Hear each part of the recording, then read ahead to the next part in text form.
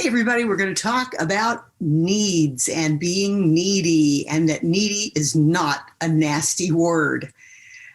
As a coach, I hear all the time about people say, I don't want to, and this, again, is one of those stereotypical words that stereotypically the woman is identified as needy and the man is identified as not needy.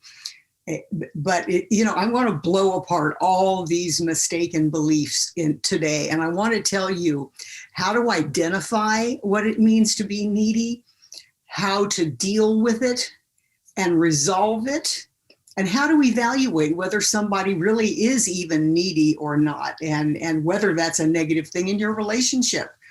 So we're going to dive deep, and I hope you'll stick with me. And it's interesting because I always do a little bit of research for the podcast about, what do other people say about being needy and what does Google say and so forth. And, it's interesting because when I typed in the word needy, I saw so many things: needy girlfriend, needy girlfriend, needy girlfriend. And not one time did it say needy boyfriend. Now, why is that? We'll get into that in a moment. But the first thing I want to say is that a need is so natural. Everybody needs to eat. We need to, be protected with clothing. We need to have shelter.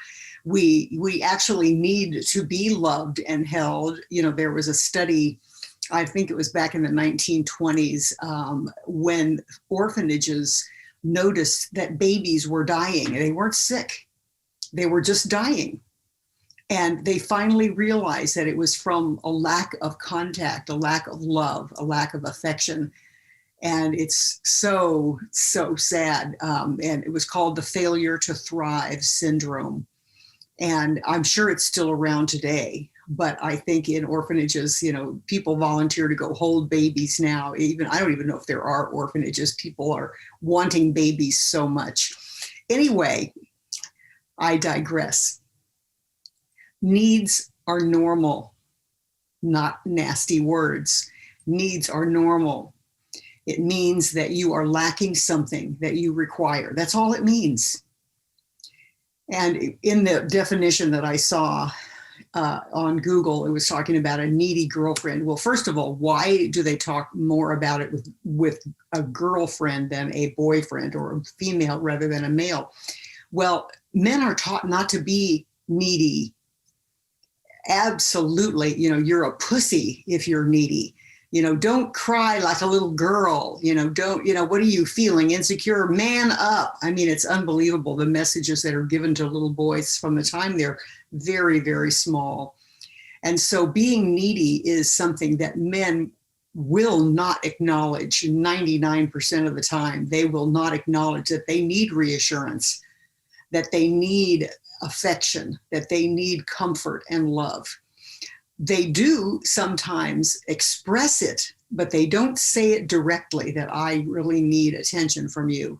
I really need reassurance from you.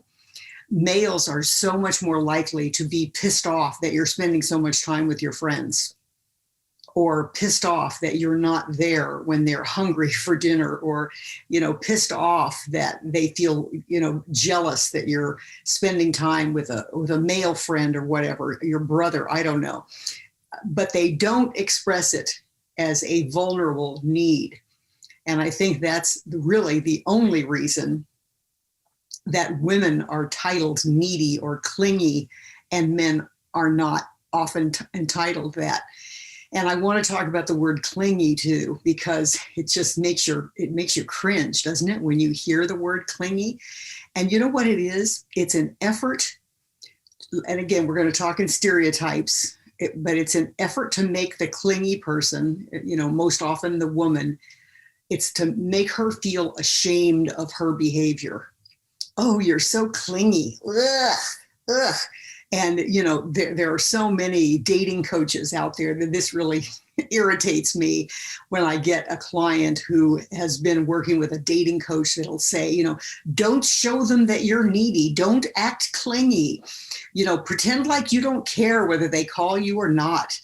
To me, that's just such bullshit, because it's so inauthentic. You know, if you care that they call you, tell them that you care that they call you. And this brings us into a whole other area of discussion, which I'll get to later, which is what is underneath a person's feelings, and if they seem to be needing an inordinate, whatever that means, amount of attention or consistency in calls or whatever, reassurance, what is underneath that? So we'll explore that a little bit later, but I want to get back to the topic of calling someone clingy is a way of making them feel bad about their needs so that they'll shut up. That's really the purpose of it. And there's another side to it. If I'm the man and you're the woman and I call you clingy and say, you need so much attention, you need me to call you all the time, you need me to tell you that I love you all the time, it's a way of doing several things, not only making you feel ashamed so you'll shut up, but it also is a way for me to talk to my own needs. When I use the word clingy, it's like I hear myself talking, and that helps me keep in check my own need for comfort and affection and security. So it's a very tricky thing when we judge a quality or characteristic in another person that we are trying to monitor and manage and stuff down that same feeling in ourselves or that same need. And I want to say this, that guys, all intimacy is based on honesty. And so you don't want to tell your partner in any way to shut up, because then there is no intimacy. And if you want, sacred sexuality is my jam. I love sacred sexuality. I teach it, I coach it, it's my passion. I want to teach people how to be intimate and connected and have fabulous sexual experiences. And if you want that with your partner, then don't do this. Don't try to make them feel bad about their needs. Instead, let's just take a look at what's going on. Be authentic, be honest, have the intention of understanding rather than being understood. I need a lot of space. It's so interesting. When my husband and I first got together, 13 years ago, he would say that to me. You're a lot more needy than I am, or you need a lot more affection than I do. I kind of need my space. And it's so funny because it really has turned out to be kind of the opposite, is that the more secure I felt about our relationship, I didn't need that. I just didn't need that. And he got to see his own side of this, which again, I'll go into later.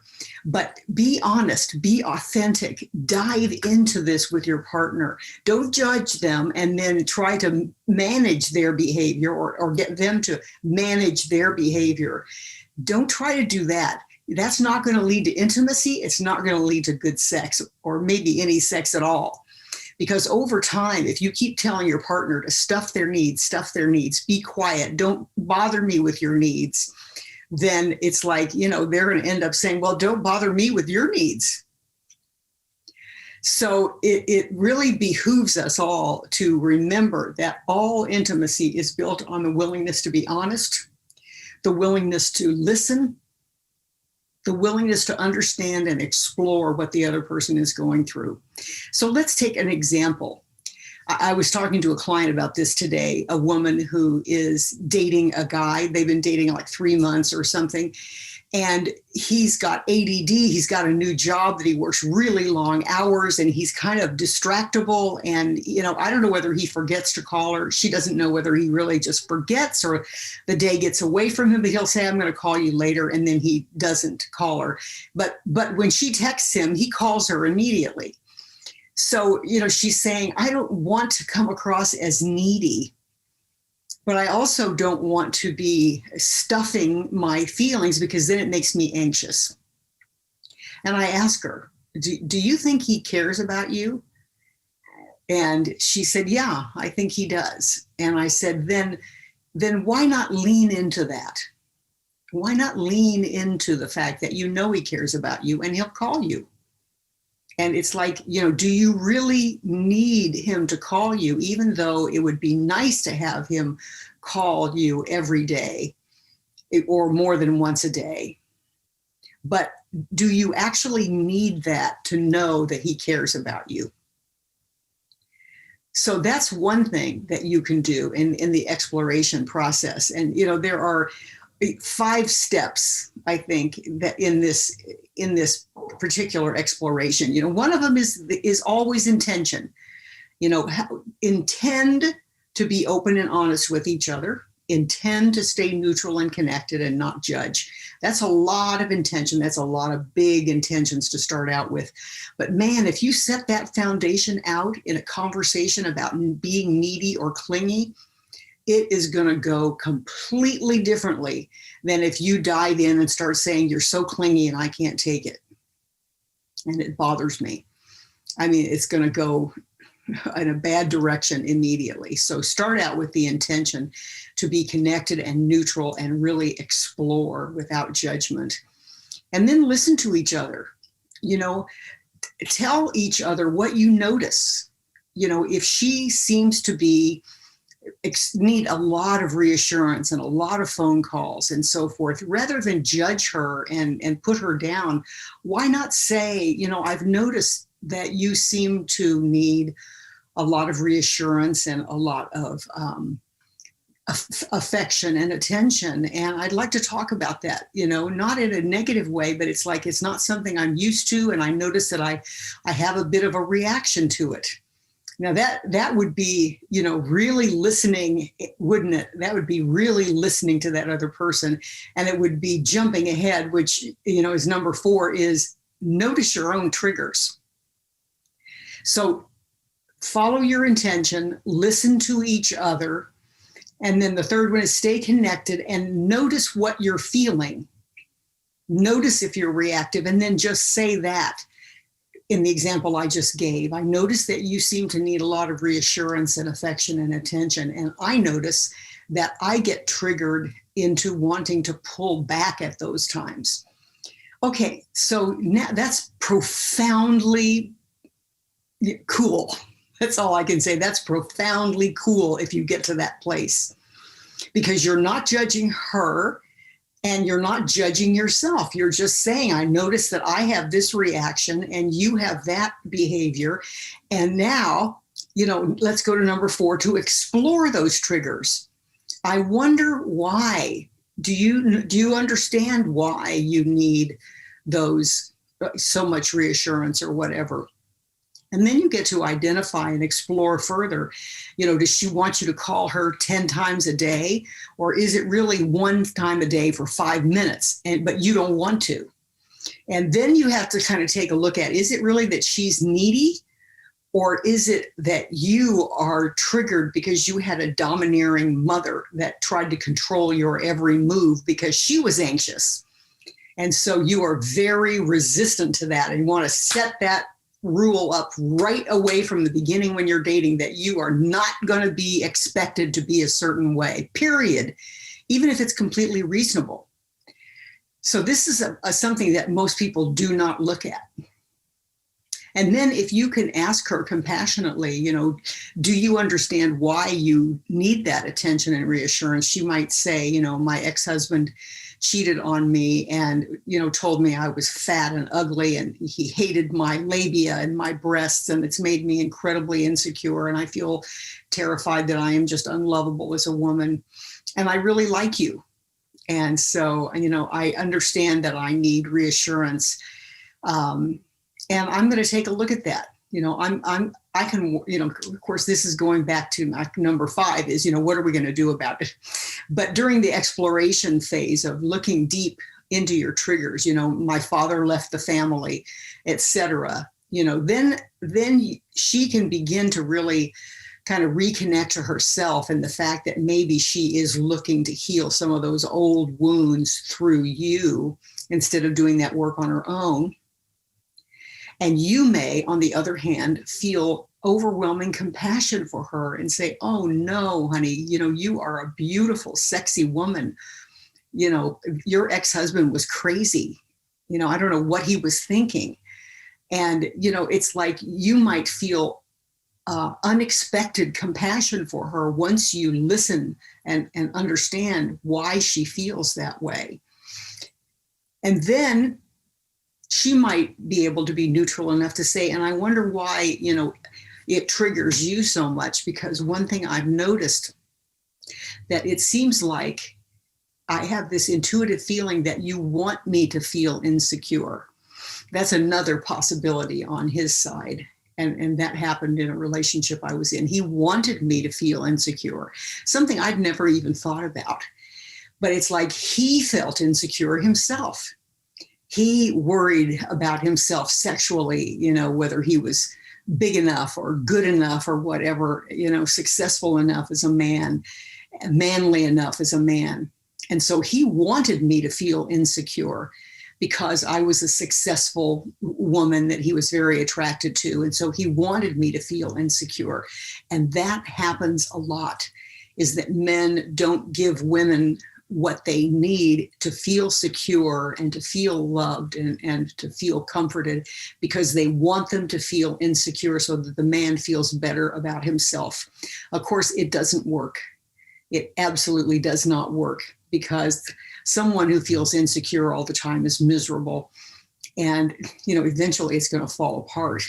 What you want is to listen and understand the triggers and explore with each other until you really know why each person is doing what they're doing and having the reactions that they're having, so that you don't end up calling each other names like needy and clingy.